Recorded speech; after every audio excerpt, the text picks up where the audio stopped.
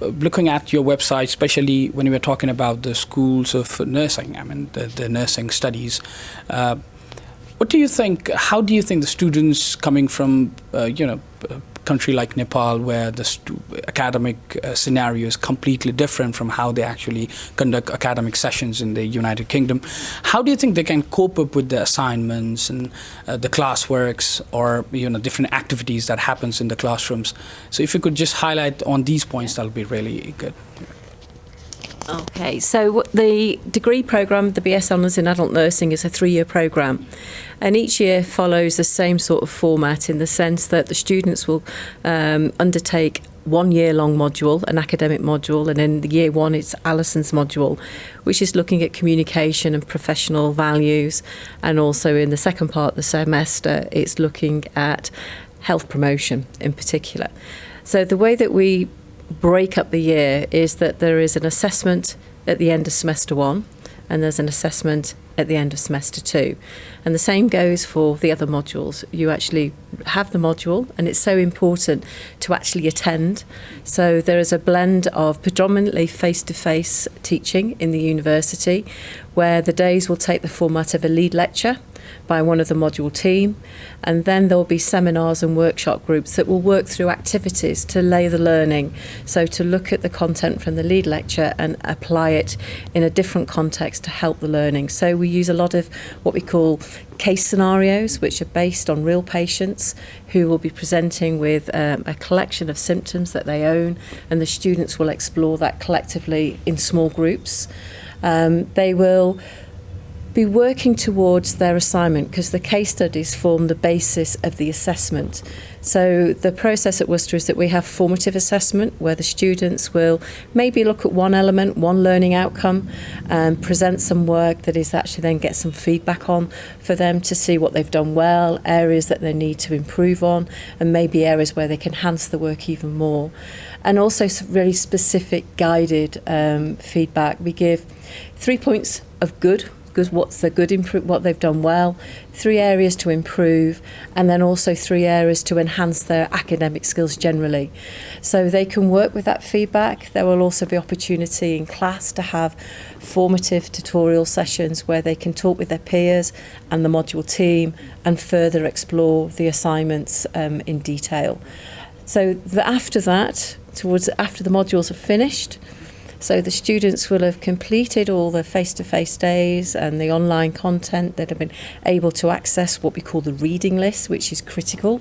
And the reading list has papers, books, guidelines, national documents that are all relevant to the assignment task and the module. And the key is to do that reading, because it's that wider reading of those really hand-picked resources that will help the students to get a greater understanding and depth of knowledge of the topic, so that when they come to write, they're writing from a position of confidence as well. So that's really important. And if we look at one key element of success, if we talk to students who are successful, typically they've engaged with some wider reading and also engaged in the formative process. So they're keys to success.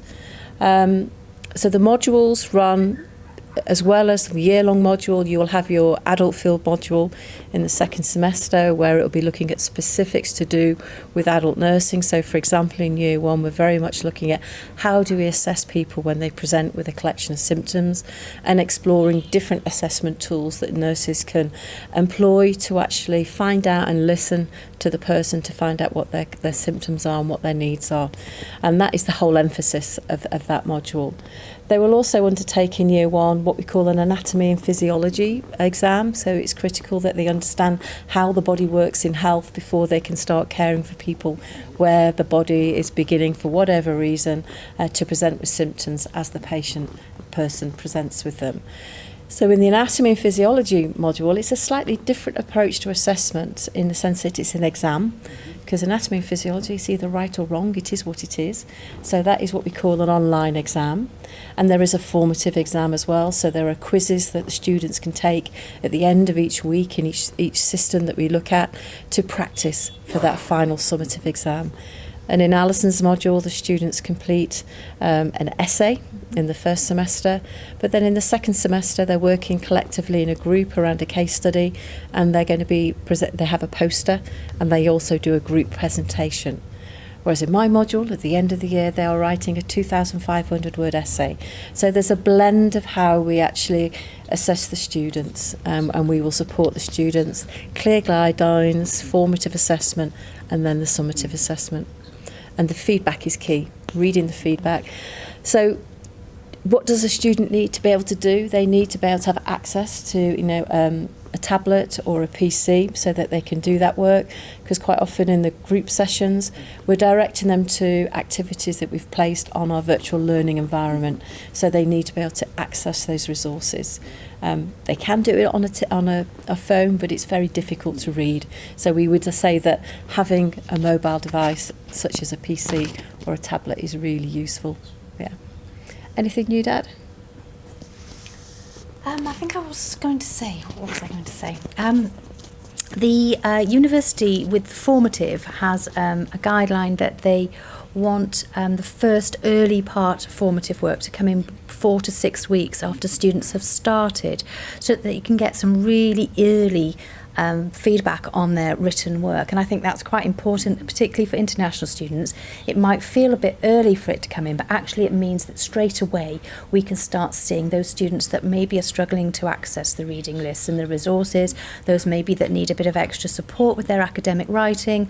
And so I think it really helps having that early formative, and that falls in my module, and that's a 500 word, one of the learning outcomes we ask them to look at, and we give them very detailed feedback about that and offer feedback tutorials. One of the other things that we're offering is for all students, but particularly targeted at the international students, is this academic English module that we're running alongside the Language Centre run that, and that is all around improving your academic writing, those academic skills that one needs in order to succeed at higher education. So we're trying to build things in the first year alongside the content for the adult nursing course that are actually going to help the students to be successcul. Right. Anything else here? Thank you for that. I have the microphone. So I mean, because I've been in England. I studied in University of Birmingham as well. One of the things that I found really interesting as an international student is that they provide so many range of study materials. You have ideas of multiple aspects of the same topic that we're discussing. So that is obviously the key for success, because whenever you are having an assignments, whenever you need to write, so the more ideas that you can articulate, I think that's much more beneficial for you as well, right, for your career as well. So yeah, that's really fruitful information. Thank you for that.